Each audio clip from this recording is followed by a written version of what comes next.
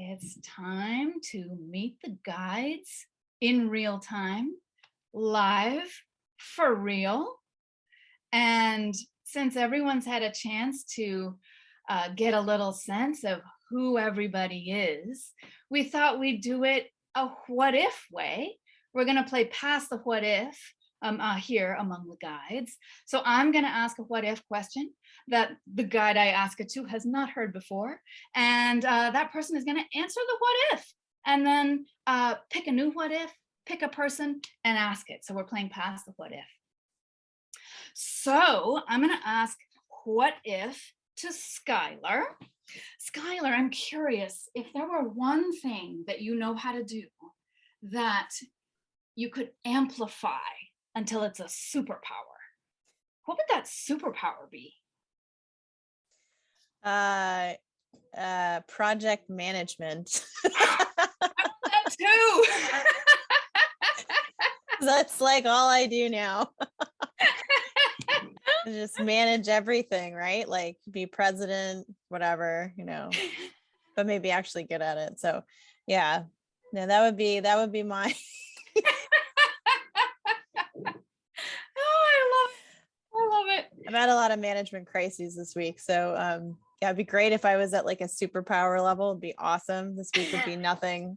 So all right. So I answered the what if. Mm-hmm. So now I got to come up with one and ask one of the other speakers. Mm-hmm. Mm-hmm. So what if we could breathe water? Renee. What if we could breathe water? Well, there would be so much less dehydration in the world. That would be the beginning stages there. And we wouldn't be worrying about having to sell things like Pedialyte because we're all getting hydrated. Does that feel like a good answer or a reasonable answer? Oh, I like it. I like it. I wouldn't have gone that way, but I like it a lot. Thank you for asking. I was really nervous. I was like, I know it's me. I know it's me. Okay, without thinking, I'm going to pass my what if to Nancy. And Nancy, what if everyone was born with a womb? Oh, if everybody was born with a womb, they would understand what precious thing life really is and truly how amazing we really are. That's what I would say. Now, Ian, Cara, it's not nearly as profound, but I do want to know, what if you had a tail? What would it look like? Oh, this is the perfect timing for this question, Nancy. Thank you. Yeah, so we have a 13-and-a-half-year-old kiddo who is like doing all this amazing stuff with art lately. And yesterday they showed me this drawing, and I actually said to myself, if I had a tail, that's what it would look like. There were like it was like a big feathered tail, and it had like colors, but then the tips of it were like galaxies. It was beautiful. And yeah, so I don't even have to think about that. I already know I had an answer ready for you. I would have that tail. I guess I'd need to figure out I how love to wear it. pants though. So that's the big question. I gotta wear pants, so I don't know what to do with that. But yeah, thanks, Nancy. There are always good tailors. That's true. Megan, can I ask you my question? Sure, yeah.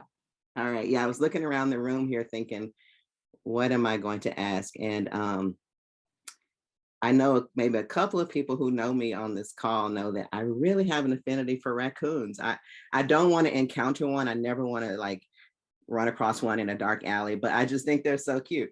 So I was just thinking, what if, Megan, what if raccoons could communicate in a language that humans could understand? Oh, wow. That would be so amazing. I would be thrilled because I think raccoons, I love their little hands. And so I think if we could communicate with raccoons and raccoons could communicate with us, I think we could start a whole new sort of interspecies ambassadorship program, for example, that could really help us advance in many of the directions, honestly, that folks who have been asking what if questions on Padlets and postcards have been hoping for, you know, being able to, yeah, understand more, to communicate better, all of these things. I think it would be an excellent start. Yeah, the wisdom of raccoons. Seriously. Yeah. The wisdom of raccoons. Yes, please. All right. Oh, thank you all for playing this game, this Pass the What If game. It's now time to, yeah, do the next thing.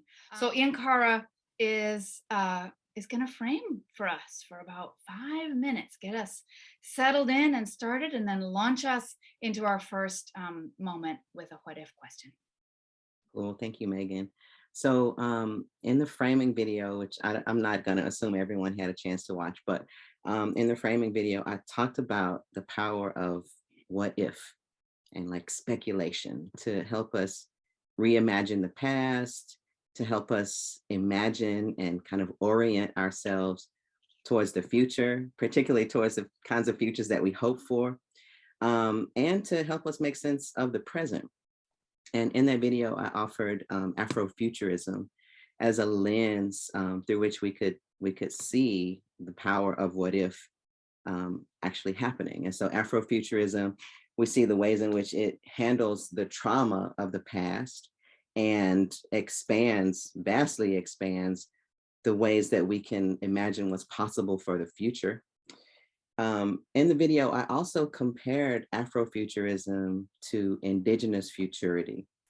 And one of the things that may come to mind when you think about indigenous futurity is this concept of the 7 generations. So no doubt you've heard this concept, particularly from some indigenous cultures and indigenous peoples, most notably the Haudenosaunee. And what we often think of when we think of the 7 generations concept is thinking about our responsibility for and accountability to the 7 generations that are ahead of us, those generations that are to come. And actually, though, the concept isn't just about looking ahead, it's also about looking behind. So thinking not only about the 7 generations before us, but the 7 generations that preceded us. And so acknowledging our place between the 7 before and the 7 behind, and our responsibility not only to the legacies of our ancestors, but also to creating the world that our descendants will live in and our accountability to them. So all of that is to say that this what if picks up on a question that I raised in the video, in the first video, which is about the choices that we make today. So I'm looking at my notes to make sure I say it right. So what if we lived our lives and made choices, always knowing that the choices we make today create the worlds that subsequent generations will inhabit? I want to just offer, this. I know that it's beautiful to live in the now, to live in the moment and not always be worried about the future. But just what if that were our, our framework, the framework by which we live, that we always lived aware of the fact that our tomorrows are not just ours. So that's my long-winded what if. What if we are living and making choices today, knowing that our choices create the worlds that subsequent generations will inhabit. Thank you so much for this enormously rich what if question. We're going to get to play with this question not once, but twice. We're going to go into little tiny breakout groups for just a little tiny amount of time to try out a first approximation. We're going to just get to try it out in a super small setting. And then we're going to come back out and move a little bit. Guess what? Guess who is going to do that with us? Renee Goddess is going to lead us in high, high, side, side, low, low, twist, twist.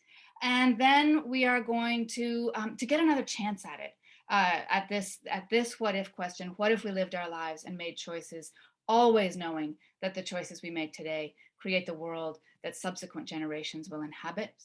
So for right now, and take those 5 minutes to say hello and to try out imagining, what if this were a reality? What would that be like? We'll see you back in 5 minutes.